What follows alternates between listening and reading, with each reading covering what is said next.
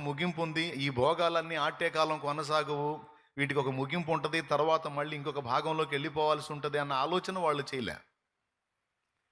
వాళ్ళ మనసులో మన ఇష్టం, మనకు సమృద్ధి ఉంది, తినొచ్చు, తాగొచ్చు, ఆనందించవచ్చు, సంతోషించవచ్చు. ఎందుకంటే వాడు డబ్బును ఆధారం చేసుకున్నాడు. ఏం ఆధారం చేసుకున్నాడు? డబ్బును ఆధారం చేసుకున్నాడు. మరి వాళ్ళ తాత సంపాదించాడో, వాళ్ళ అయ్య సంపాదించాడో, మరి వీడు సంపాదించాడో, మొత్తానికి పెద్ద కుప్పే వేశారు. చిన్న కుప్ప కాదు, పెద్ద కుప్ప వేశారు. వేసి ఆ కుప్పను ఆధారం చూసుకొని రోగం వస్తే వైద్యునికి అవసరమైతే లక్షలు పడేసైనా సరే బాగు చేయించుకోవచ్చు, ప్రాబ్లం లేదు అని. డబ్బు ఒక్కటి ఉంటే చాలు, రోగానికి మందు వచ్చిద్ది, కావాల్సిన భోగాలు వస్తాయి, మంచి పౌష్టికాహారం వచ్చిద్ది, అన్నీ వస్తాయి. కాబట్టి మనకి డబ్బు కేంద్రం, డబ్బు ప్రధానమని డబ్బును ఆధారం చేసుకొని వీడు బ్రతికాడు. ఇక లాజరు విషయానికి వచ్చేటప్పటికి లాజరుకి ఏం ఫుడ్ దొరకలా ఇంట్లో నుంచి. ఆ ధనవంతుడికి తెలియదు, ఈ లాజర్ అనేవాడు ధనవంతుడు పాతాళాన్ని తప్పించుకోవడానికి ఈ లాజర్ అనేవాడిని దేవుడు చివరి ఆప్షన్గా వాడికి ఇచ్చాడన్న సంగతి ధనవంతుడికి తెలియదు. అయితే కొద్ది రోజుల తర్వాత ఒక న్యూస్ వచ్చింది. ఏమని? ఆ ధనవంతుడి ఇంటికే వచ్చింది. సార్, మీ ఇంటి వాకిటి దగ్గర ఆడు ముష్టోడు ఉన్నాడు కదా, దరిద్రుడు, ఒళ్ళంతా పుళ్ళుతో జబ్బుతో ఉంటాడే, అటు చచ్చిపోయాడు సార్ అని న్యూస్ వచ్చింది. చచ్చిపోయాడా? అరే తీసేయండి రా వాడిని, అర్జెంటుగా తీసేసేయండి, పక్కకి తీసేసేయండి, ఎంతో కొంత డబ్బులు ఇస్తాను, ముందు ఆడి బాడీని తీసుకెళ్ళి ఎక్కడన్నా పడేసేయండి. తీసేశాడు. లాజరుకి ఆశించాడు, వాడి దగ్గర నుంచి ఏం అందలేదు. తర్వాత చచ్చిపోయాడు. చనిపోయినటువంటి డెడ్ బాడీని ఏ టైప్లో తీసుంటారో ఊహించవచ్చు మనం. ఎవరూ లేనటువంటి నిర్భాగ్యుణ్ణి ఏ విధంగా తీస్తారో మీకు తెలుసు. ముక్కులకు బట్టలు అడ్డం పెట్టుకొని ఒళ్ళంతా కుళ్ళిపోయి ఉన్నది కనుక బతికున్నప్పుడే కుక్కలు వచ్చి కురుపులు నాకినాయి అంటే అంత దుర్భరావస్థలో ఉన్నాడు ఆ లాజరు. కానీ దేవుని దృష్టిలో ధనవంతుడేమో దరిద్రుడిగా ఉన్నాడు, దరిద్రుడై ఇంత దుర్భర స్థితిలో ఉన్నటువంటి లాజరేమో ధనవంతుడిగా, ఐశ్వర్యవంతుడిగా ఉన్నాడు. దేవుని దృష్టిలో వీళ్ళిద్దరూ ఇంత ఆపోజిట్లో ఉన్నారన్న సంగతి దేవుడికి తప్ప ఎవరికి తెలియదు. ఇంతకీ లాజరు దరిద్రుడు ఎందుకు అయి ఉంటాడు? ధనవంతుడు ఎలా అయి ఉంటాడు? మనం ఆలోచిద్దాం. ఇప్పుడు లాజరు దరిద్రుడే, కానీ లాజరు దరిద్రుడు ఎందుకు అయి ఉండొచ్చు? నాకు తెలిసి దేవుని ప్రేమ కలిగిన వాడు, కనికరం కలిగిన వాడై ఉండొచ్చు, సాటి మనిషికి తనకున్న దానిలో సాయం చేసిన వాడై ఉండొచ్చు, అనుకోని రీతిలో శ్రమలు వచ్చి ఏపుకొచ్చినట్టు బాధలు వచ్చి ఆ స్థితికి దిగజారిపోయి ఉండొచ్చు. ఎందుకంటే లాజరుని గురించి దేవుని వాక్యం అంటుంది, అతడు అక్కడ శ్రమానుభవమును పొందాడు అని, అతడు అక్కడ కష్టం అనుభవించాడు అని. కానీ ధనవంతుడి గురించి ఏం మాట్లాడుతుంది వాక్యం అంటే, అబ్రహామే అంటున్నాడు, కుమారుడా, భూమి మీద నువ్వు నీకిష్టం వచ్చినట్టు సుఖమును అనుభవించితివి, వాడక్కడ శ్రమను అనుభవించాడు. ఇక్కడ శ్రమను అనుభవించిన వాళ్ళందరూ, వినండి బాగా, శ్రమను అనుభవించిన వాళ్ళందరూ అబ్రహాం రొమ్మును ఆనుకొని కొనిపోబడతారా?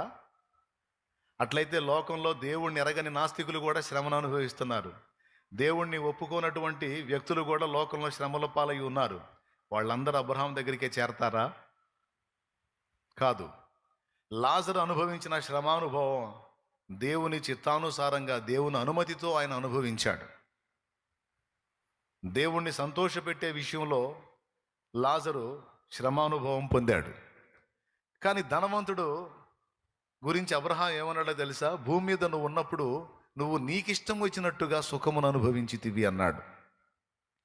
అంటే నీకిష్టం వచ్చినట్టు నువ్వు బతికావు.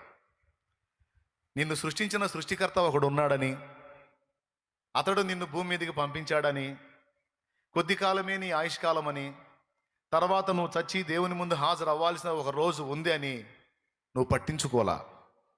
ఎవరైనా నీకు చెప్పడానికి ప్రయత్నించినా నువ్వు వినలా. కారణం నీ డబ్బు మదం. ఏ మదం?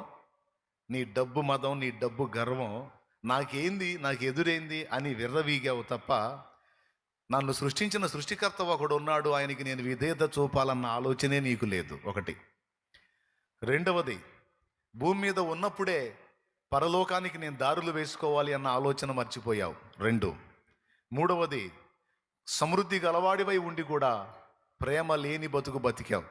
మరి దారుణమైన విషయం ఏంటంటే, నీ బతుకులో దారుణమైన విషయం, నీ ఇంటి వాకిటి దగ్గర ఒక రొట్టె ముక్క కోసం ఆశించి పడిగాపులు గాసినటువంటి ఒక దరిద్రుడికి కూడా పట్టడన్నం ఏనాడు కూడా పెట్టిన పాపాన పోలా.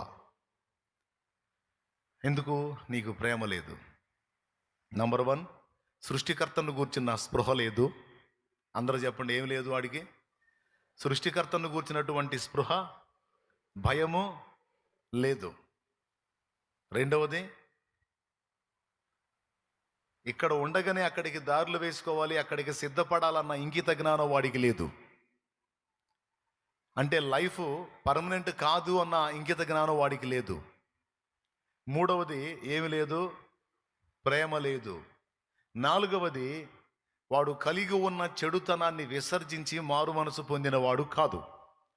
ఎందుకు అంటే, వాడికి చెప్పే ధైర్యం ఎవడో చేయలా, ఎవడన్నా చెప్పినా వాడు వినడం.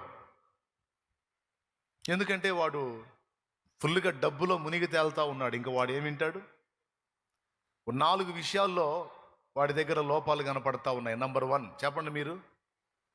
సృష్టికర్తను వాడు పట్టించుకోవాలా. నంబర్ 2, ఇక్కడ ఉండగానే అక్కడికి జాగ్రత్త పడాలా. నంబర్ 3,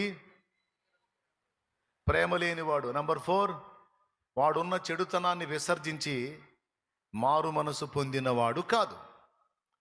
ఈ మారు మనసు అనే మాట నేను ఎందుకు మాట్లాడుతున్నానంటే, వాడే అడుగుతాడు తర్వాత అబ్రహాముని, తండ్రివైన అబ్రహామా, లాజర్ను పంపించడం కుదరదా? కుదరదన్నాడు. సరే, ఇక నాకు యాతం తప్పదా? తప్పదు. చావాలేకపోతున్నాను, బతకలేకపోతున్నాను, అటు ఇటు కానీ బతుకైపోయింది ఇప్పుడు నాది. ఇలా ఉంటుందని అసలు ఊహించను కూడా ఊహించలేదు నేను. నీలాంటి వాళ్ళు చాలామంది ఉన్నారులే భూమి మీద. అబ్రహాం సమాధానం, ఊహ కూడా ఊహించని వాళ్ళు, పట్టించుకోనోళ్ళు. వీడంటాడు మళ్ళీ, సరే అట్లయితే నాకు సాయం చేయి. భూమి మీద నాకు 5 సహోదరులు ఉన్నారు, వాళ్ళు కూడా నేను బతికిన బతికే బతుకుతున్నారు, కాబట్టి నువ్వు లాజర్ని వాళ్ళ దగ్గరికి పంపు, అప్పుడు వాళ్ళు మారు మనసు పొందుతారు అన్నాడు. ఏమన్నాడు? లాజర్ని పంపు, వాళ్ళు మారు మనసు పొందుతారు. అంటే అబ్రహాం అన్నాడు, అక్కడ మోషేయు ప్రవక్తలు ఉన్నారు, వారి మాట వినాలి, వారి మాట విని మారు మనసు పొందాలి.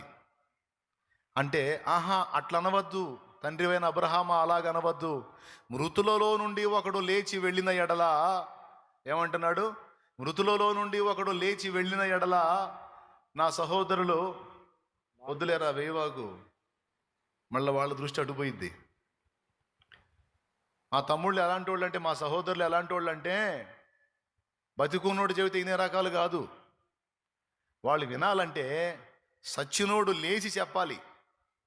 అర్థమైందా? సచ్చినోడు బతికి, ఒరే నేను చచ్చిపోయాను, ఇట్లా ఉందిరా, ఇలా ఉంది పరిస్థితి, కాబట్టి జాగ్రత్తరా, మారు మనసు పొందండి, జాగ్రత్త పడండి రా అని చెబితే కానీ వాళ్ళు మారు మనసు పొందే రకాలు కాదనే మాట ఆయన చెబుతాడు.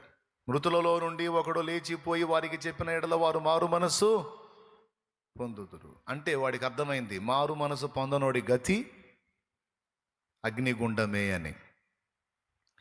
ఈ 4 విషయాలు ఈరోజు ధనవంతుడు, ఆనాడు చెప్పబడిన ధనవంతుడు ఒకడే కాదు, ఈరోజు భూమి మీద ఉన్న మనుషుల్లో చాలామంది పట్టించుకోవటల్లా ఈ కీలకమైన 4 సంగతులు. మొట్టమొదటిది సృష్టికర్తను గూర్చిన యోచన. రెండవది, ఇక్కడ ఉండగానే అక్కడికి దారి సిద్ధపరచుకోవటం, అక్కడికి సరుకులు సమకూర్చుకోవటం. మూడవది, దేవుని ప్రేమ కలిగి ఉండటం. నాలుగవది, చెడుతనాన్ని విసర్జించి మారు మనసు పొందటం. ఈ 4 చాలా కీలకమైన సంగతులు. ఈరోజు జనాభాలో చాలామంది పట్టించుకోని సంగతులు. ఇప్పుడు ఇక్కడ ఉండగానే అక్కడికి దారులు వేసుకోవాలి, అక్కడికి సరుకులు సమకూర్చుకోవాలి అని నేను చెప్పిన మాట మీకు గుర్తుంది కదా? యోహాను సువార్త 14వ అధ్యాయంలో యేసు ప్రభు ఒక మాట అన్నాడు, మీ హృదయములను కలవరపడనీయకుడి, దేవుని యందు విశ్వాసం ఉంచుతున్నారు, నా యందును విశ్వాసం ఉంచుడి. నా తండ్రి ఇంట అనేక నివాసములు కలవు. ఆ మాట వినండి జాగ్రత్తగా. నా తండ్రి ఇంట అనేక నివాసములు కలవు. తమ్ముడు ఒకసారి స్తోత్రం చెప్పండి, రెండు చేతులు ఎత్తి. ఒకసారి పక్కన వాళ్ళు పలకరించండి, చేతులు కాస్త కదిలించండి, పలకరించండి. తల్లి మీరు కూడా పలకరించండి, సరేనా? ఇంకా జాగ్రత్తగా వినండి.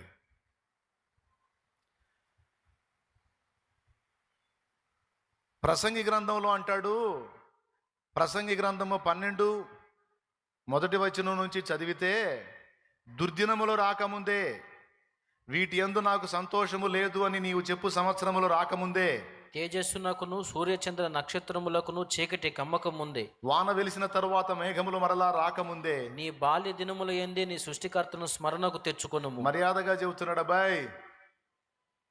అబ్బాయి వింటున్నావా? ఏ దశలో నువ్వు సృష్టికర్తను స్మరణకు తెచ్చుకోవాలంటున్నాడు? బాల్య దినముల యందే. సరే, బాల్య దినాలు నిర్లక్ష్యం చేశావు, ఇప్పుడు దున్నపోతులాగా పెద్దోడు అయ్యావు, పెద్దదాన్ని అయ్యావు, కనీసం ఈ దినానైనా నువ్వు జాగ్రత్త పడాలి అని అంటున్నాడు. ఎందుకంటే నీ సృష్టికి ఒక కారణం ఉంది. నువ్వు అనేవాడివి, నువ్వు అనేదానివి ఉనికిలోకి వచ్చావంటే నువ్వు కోరుకుంటేనో లేకపోతే మీ అమ్మా నాన్న కోరుకుంటున్నావు కాదు, నువ్వు అనేవాడివి, నువ్వు అనేదానివి ఉండాలని ఆయన కోరుకున్నాడు గనుక నీకు జన్మ వచ్చింది, నువ్వు ఉనికిలోకి వచ్చావు. ఒకవేళ ఆయన కోరుకొని ఉండకపోతే నీకు రూపు లేదు, నీకు నామము లేదు.